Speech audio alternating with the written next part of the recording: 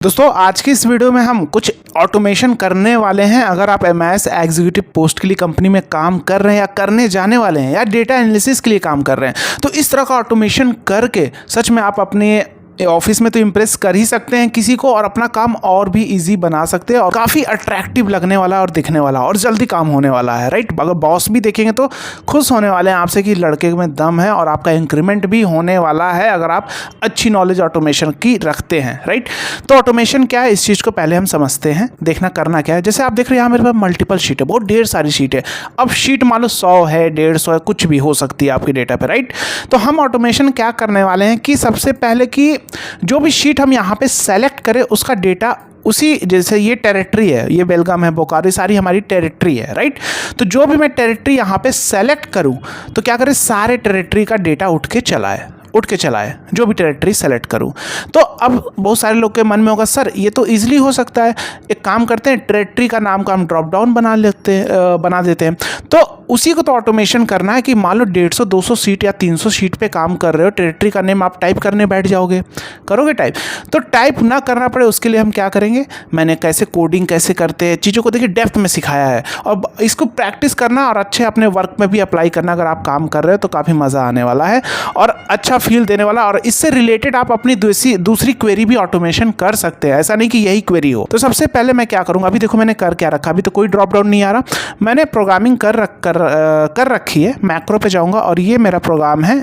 Right, और just run कर दूंगा। जैसे रन किया, टेरिटरी का नेम आ गया, सारी टेरिटरी जो यहाँ पे दिख रही थी उसकी आ गई लिस्ट। अब जिस भी टेरिटरी को सेलेक्ट करूँगा भाई उसका डेटा उठ के पूरा चला आ रहा है। देखो बरौनी तो टेरिटरी बरौनी, कोई भी टेरिटरी मधुरी तो ये देखो आ गया। जो भी टेरिटरी सेलेक्ट करूँगा जैसे बोकारो, तो देखो बोकारो टेरिटरी का डेटा उठ के आ रहा है। तो इससे बेनिफिट क्या होगा, मान लो आपने क्या किया, सारे सीट को हम हाइड कर देते हैं। शीट हाइड करने का क्या मेथड है, सेलेक्ट ऑल शीट करो, कंट्रोल की होल्ड करके इसको अनसेलेक्ट कर दो सर्च वाले को, और राइट क्लिक करके हाइड कर दो। कर दिया हाइड, सारी शीट हमारी हाइड हो गई।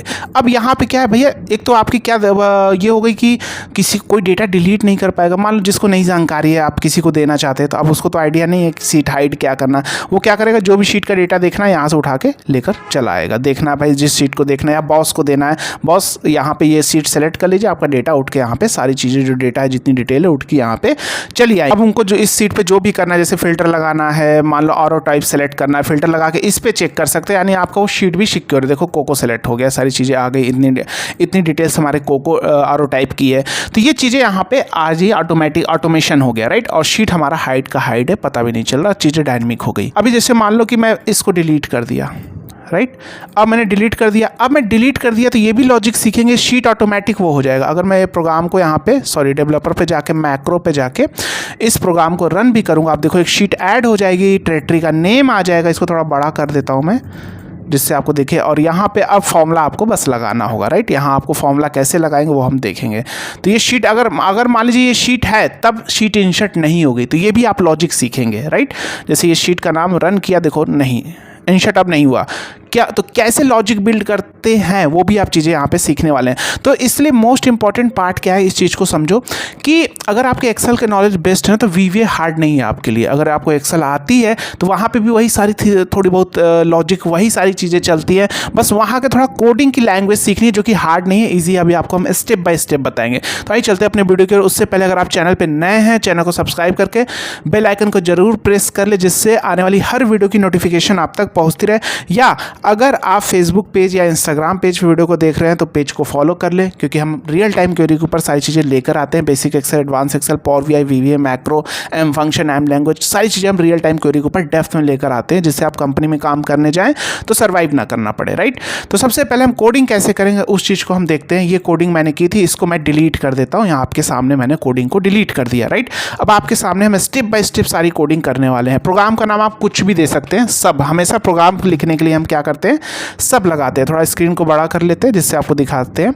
हमेशा प्रोग्राम को हम करने के लिए क्या लिखते हैं, सब करते हैं। सब प्रोग्राम का नाम लिख दिया, मान लो ऑटोमेशन डाल दिया, कुछ भी नाम दे सकते हैं, मेक श्योर कि स्पेस ना हो, नहीं तो लेता नहीं है। ये प्रोग्राम की लैंग्वेज जब आप VBA सीखेंगे तो आपको सारी चीज़ें समझ में आने लगेंगी। जैसे मान लो ऑटोमेशन के बीच कुछ और स्पेस दे के देना चाहते हैं कुछ ऐसा, तो ये नहीं लेगा, राइट।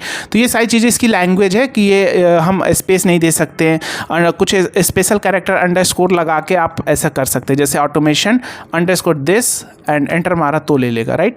तो इस टाइप से हम ये सारी चीज़ें कर सकते हैं, यहाँ पे इसकी लैंग्वेज है, राइट। तो ऑटोमेशन लिखा, और ये अब हम यहाँ इन दोनों के बीच में प्रोग्राम को लिखेंगे। तो सबसे पहले हमने एक वेरिएबल बनाएंगे। क्या वेरिएबल बनाएंगे? डिम आई एज इंटीजर, क्योंकि लूप चलाना मोस्ट इंपॉर्टेंट है, क्योंकि मल्टीपल शीट है, हर एक शीट पे जाए।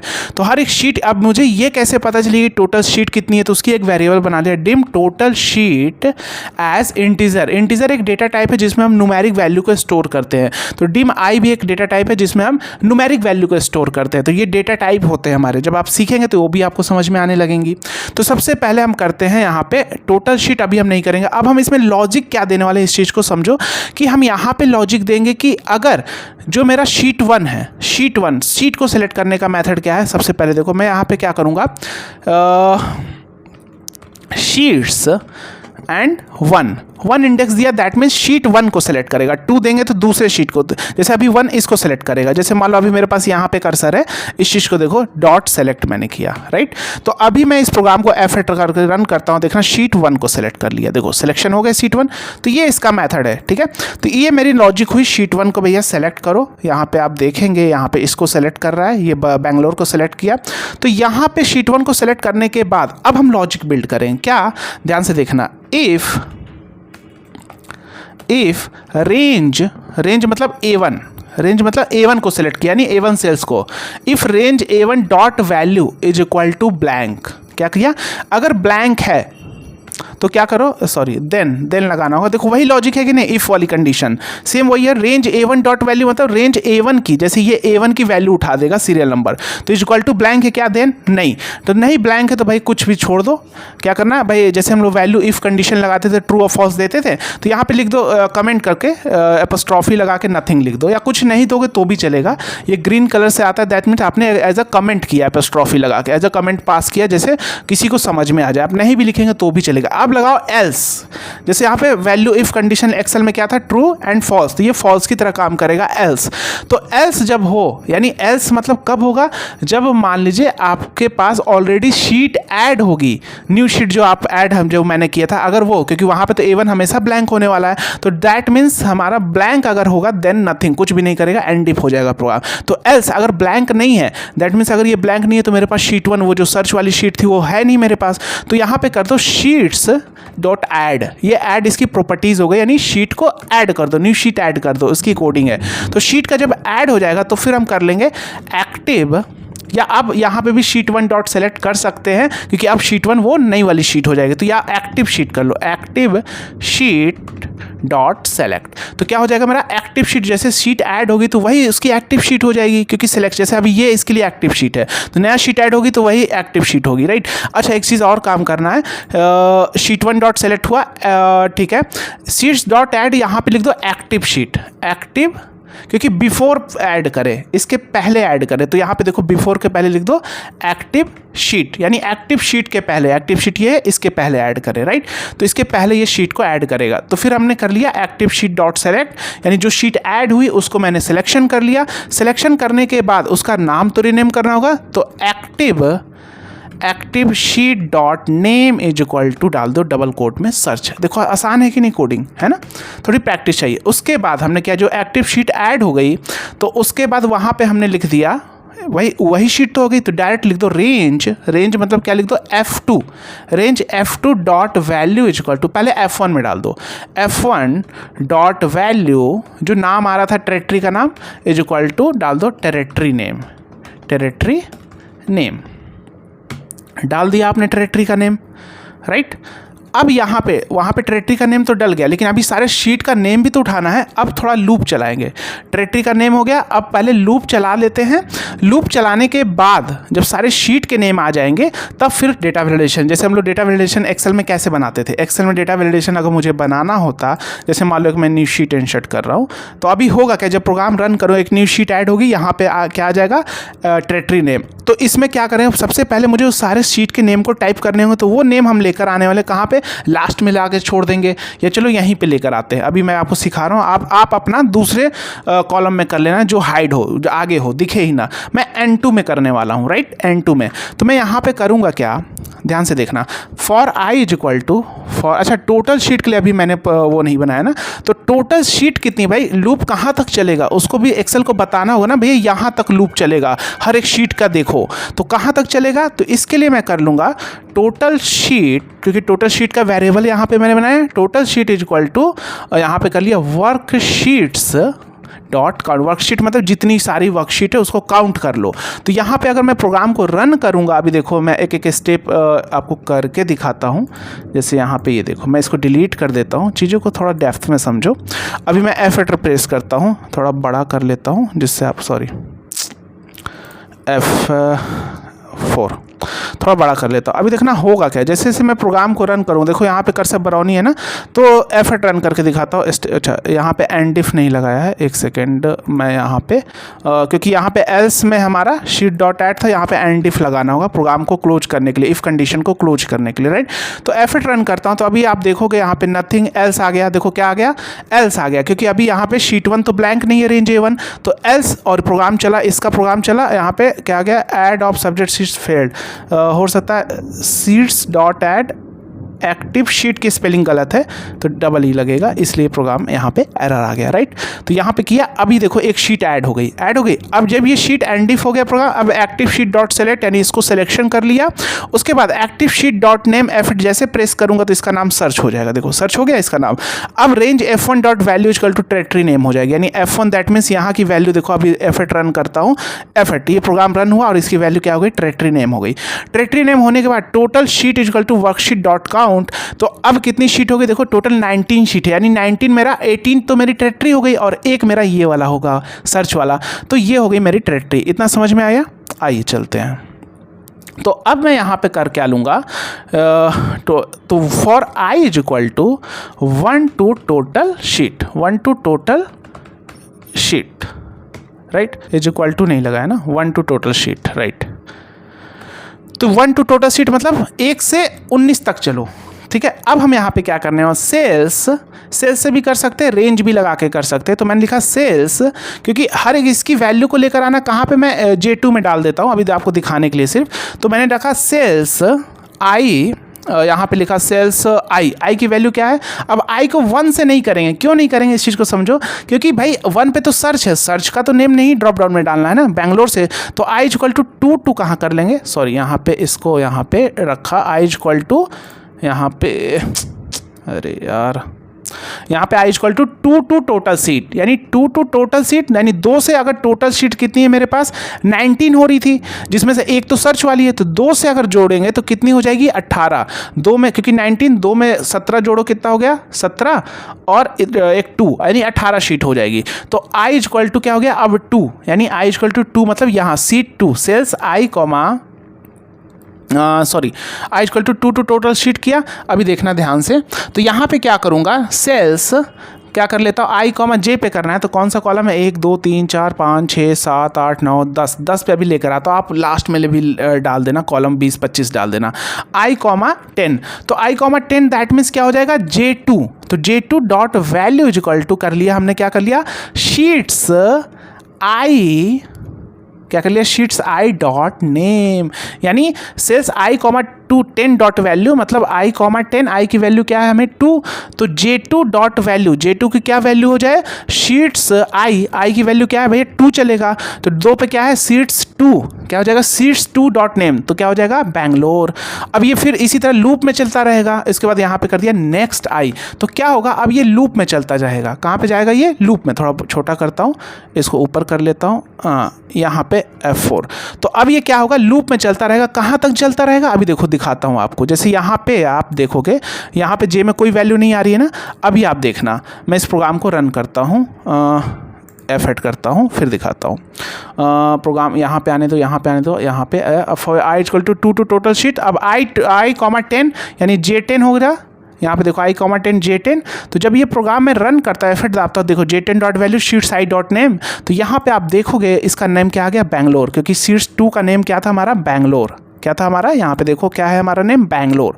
तो यहाँ पे बैंगलोर आ गया। अब ये फिर से नेक्स्ट आई है, फिर से ऊपर जाएगा, है ना। एक सेकेंड ऊपर कर लो, फिर दिखाता हूँ आपको। जैसे यहाँ पे देखो नेक्स्ट आई है, क्योंकि लूप लगाया है मैंने, तो 2 टू टोटल शीट यानी 19 तक चलेगा। तो फिर क्या करेगा, अब आई की वैल्यू अभी क्या है, देखो 2 है, अब ऊपर जाएगा। आई की वैल्यू क्या होगी, 3, तो सेल्स i, 3 यानी J3 डॉट वैल्यू क्या हो जाएगी, शीट्स क्या हो जाएगा, आई की जगह 3 है, तो शीट्स 3 क्या हो जाएगा मेरा, बरौनी। तो वहाँ पे बरौनी का नेम आ जाएगा। देखो इस प्रोग्राम को रन किया। इसी तरह ये चलता रहेगा, कब तक चलेगा, 19 तक। जब 19 तक पे सारी शीट का नेम खत्म हो जाएगा और वो आ जाएगा। तो मैं एक साथ प्रोग्राम को रन कर देता हूँ और आप देखोगे सारे नेम, यहाँ पे छोटा करता हूँ, यहाँ पे देखोगे सारे नेम वो आ गए। तो अब आप क्या करते थे, यहाँ पे ड्रॉप डाउन इसको सिलेक्शन करके बनाते थे।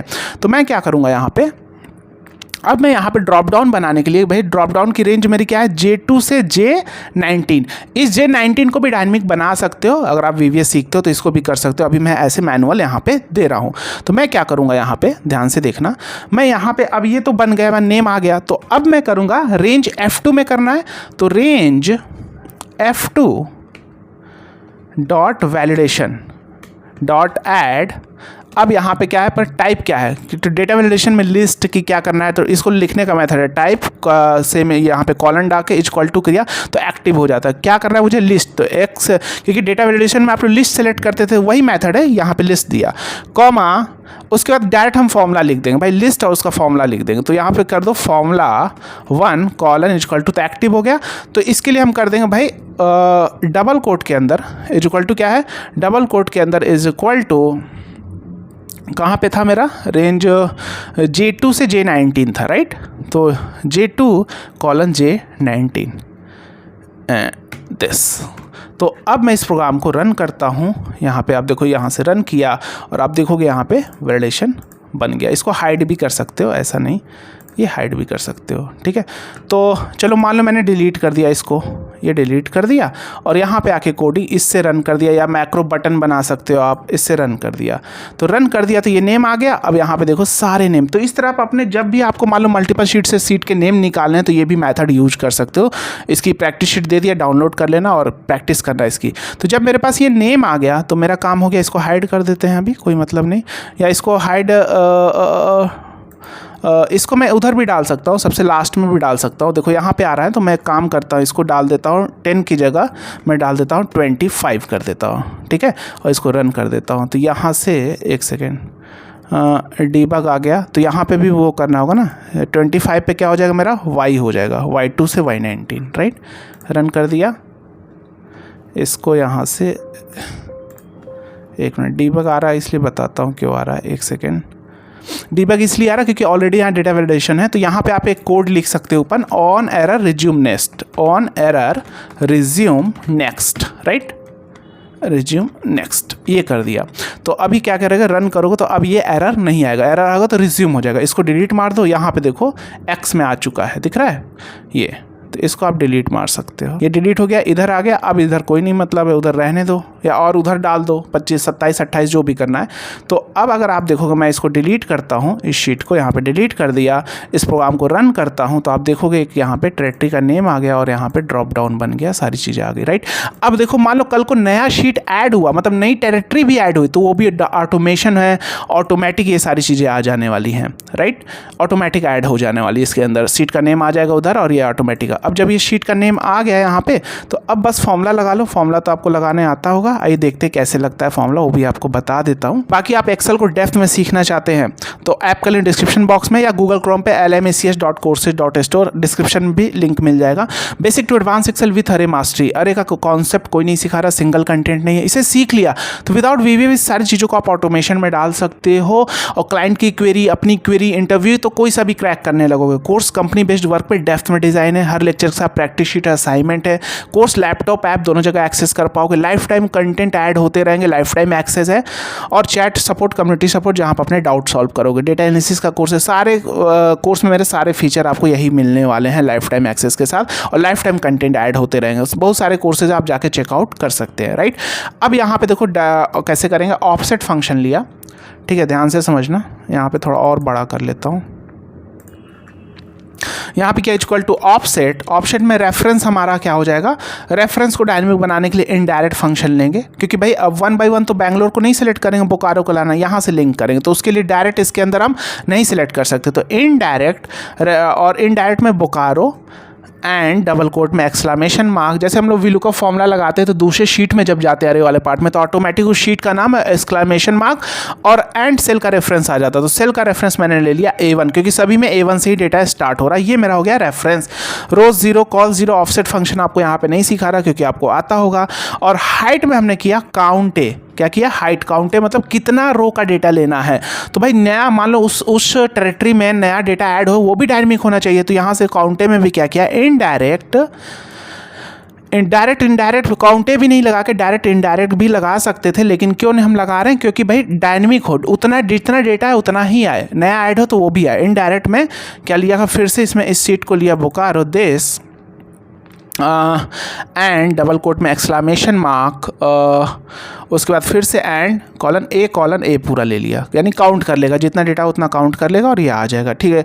विथ में भी क्या कर लिया, उसी तरह काउंट है, इसमें भी कर लिया काउंट है, यहाँ पे भी लिख लिया इनडायरेक्ट, इसके अंदर भी इसको बोकारो कर लिया, क्योंकि बोकारो के शीट के ही डेटा को सारा काउंट करे, रो को भी काउंट करे और कॉलम को, विथ को भी काउंट करे। विथ इसमें क्या होता है ऑफसेट फंक्शन में, विथ दैट मीन्स कितने नंबर ऑफ कॉलम आना चाहिए, तो काउंट है इसी लगाया, दिस एंड डबल कोट में एक्सक्लेमेशन मार्क एंड 1:1, यानी पूरा रो सेलेक्ट कर लिया, जैसे सॉरी डबल कोट में लगाएंगे 1:1, ठीक है, यानी वहाँ पे जाएगा, और वहाँ पे जाने के बाद इनडायरेक्ट में क्या करेगा, बोकारो का शीट में 1 से 1 पूरा सेलेक्ट कर लेगा, तो टोटल काउंट है फॉर्मूला उसका रो काउंट कर लेगा, विथ काउंट कर लेगा, कितने नंबर ऑफ कॉलम है उतने कॉलम का डेटा उठा के लेकर चला आएगा, और आप देखेंगे यहाँ पे चीज़ें मेरी डायनेमिक हो गई। और अब इस वीडियो को दोस्तों के साथ शेयर कर देना, चीज़ों को सीखना चाहते हो डेप्थ में, चाहते हो कि हमें उस लेवल की स्किल मिले कि आप कोई भी कंपनी में सर्वाइव कर पाए, कोई सा भी इंटरव्यू क्रैक कर पाए, तो कोर्स को ज्वाइन कर सकते हो। ऐप का लिंक डिस्क्रिप्शन और बायो में दिया गया है। अगर आप इंस्टा या फेसबुक पेज पे या आप प्ले स्टोर पे भी जाके आप GG टेक्निकल फोरम टाइप करके वहाँ से ऐप को डाउनलोड कर सकते हैं। तो मिलते हैं नेक्स्ट वीडियो में, जय हिंद।